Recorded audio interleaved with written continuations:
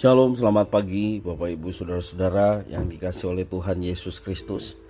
Jumpa kembali bersama saya Pendeta Eka di dalam renungan firman Tuhan pada hari ini, hari Selasa 14 Desember 2021. Sukacita dan damai sejahtera dari Tuhan kita Yesus Kristus kiranya terus menyertai kehidupan kita sekalian.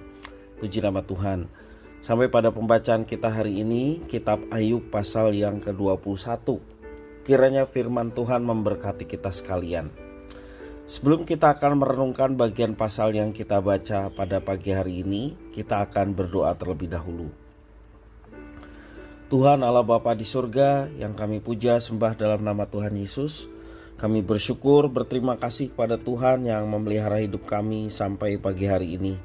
Kami mau terus dekat dengan Tuhan, kami mau terus belajar firman Tuhan untuk kami dapat mengerti apa yang Kau maksudkan, Kau kehendaki, dan Engkau menolong kami untuk kami dapat menerapkannya. Karenanya dengan itu kami memuliakan Tuhan. Terima kasih ya Tuhan, inilah diri kami sedia untuk mendengar, merenungkan, serta menerapkan firman Tuhan. Demi nama Tuhan Yesus kami berdoa. Amin. Bapak Ibu Saudara-saudara, di dalam pasal 21 ini merupakan jawaban Ayub dari nasihat atau penghakiman yang diberikan oleh ketiga sahabatnya. Saya membacakan ayat 1 sampai yang kelima.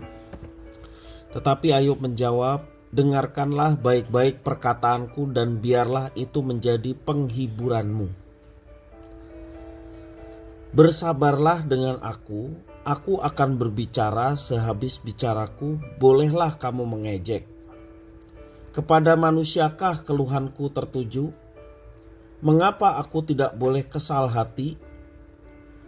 Berpalinglah kepadaku, maka kamu akan tercengang dan menutup mulutmu dengan tangan.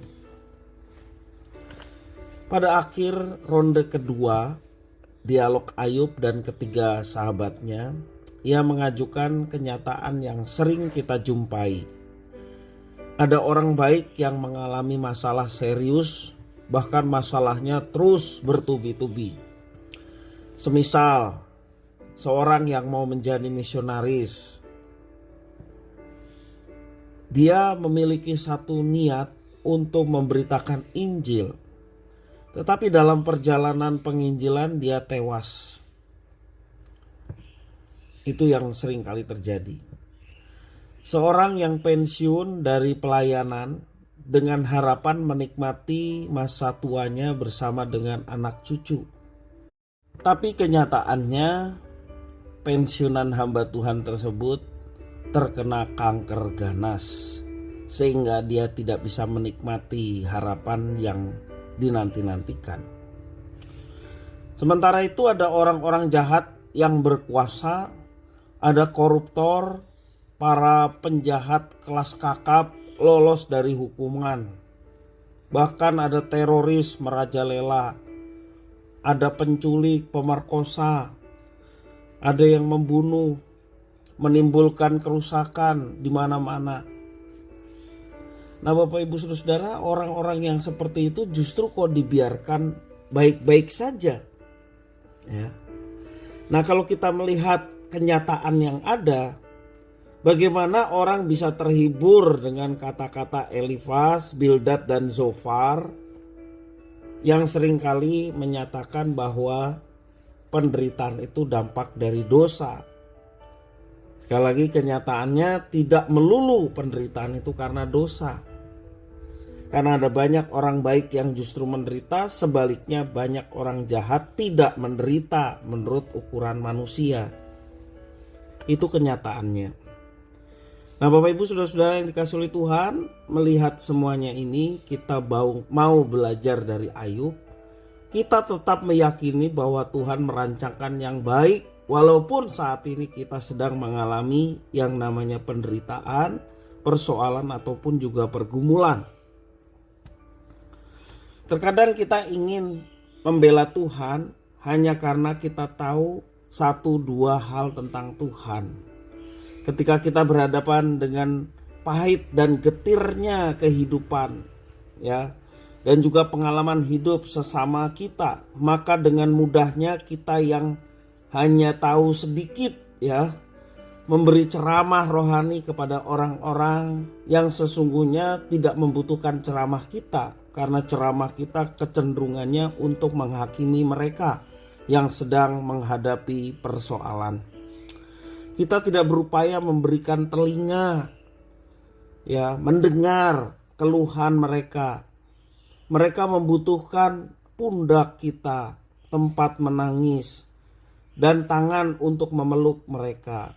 Di tengah kehidupan yang begitu berat, sesungguhnya Tuhan memanggil kita orang percaya untuk menjadi saksi-saksinya, menjadi pendengar yang baik, memberikan pundak kita untuk sesama kita menangis, dan memberikan tangan kita untuk menolong mereka.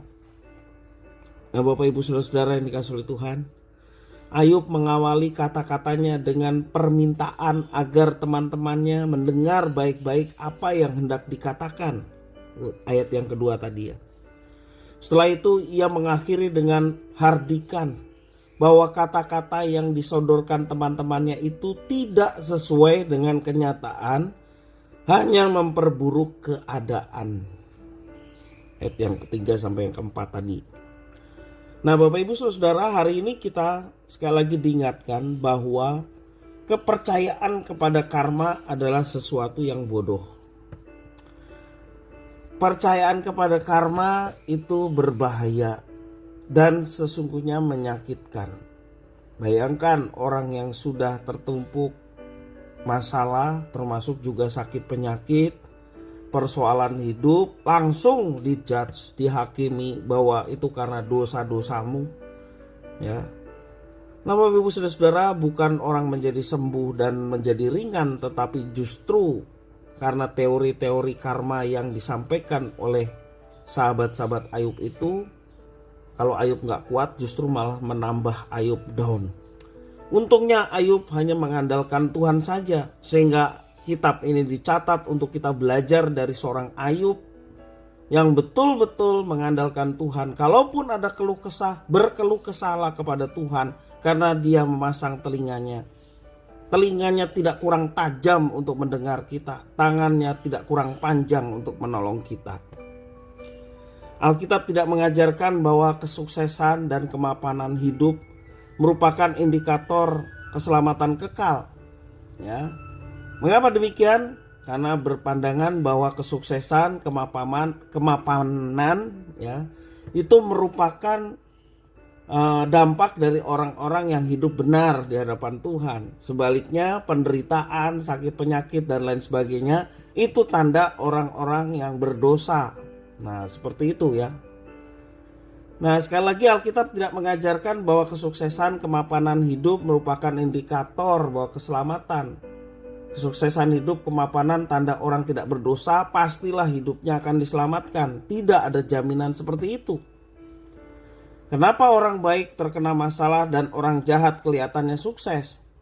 Terkadang kita memang tidak tahu dan tidak ada perlunya untuk berpura-pura tahu atau menebak-nebak. Biarlah kehadiran kita menjadi saluran anugerah dan penghiburan Tuhan bagi orang-orang yang ada di sekitar kita.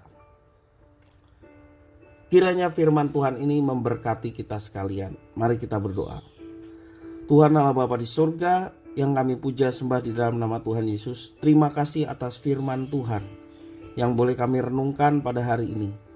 Mampukan kami ya Tuhan untuk menjadi sahabat-sahabat yang baik bagi mereka yang saat ini sedang mengalami penderitaan, sedang mengalami persoalan hidup, mengalami tantangan. Biarlah kami memberikan tangan dan bahu kami, memberikan telinga kami untuk menjadi pendengar yang baik, untuk menjadi teman yang mau peduli terhadap sesama. Bukan justru kehadiran kami menambah beban mereka oleh karena perkataan-perkataan yang keluar dari mulut kami. Terima kasih ya Tuhan atas pembelajaran pada hari ini. Tuhan mampukan untuk kami dapat terapkan dalam hidup kami. Terpujilah namamu Bapa, demi nama Tuhan Yesus kami berdoa atas firman Tuhan. Haleluya. Amin.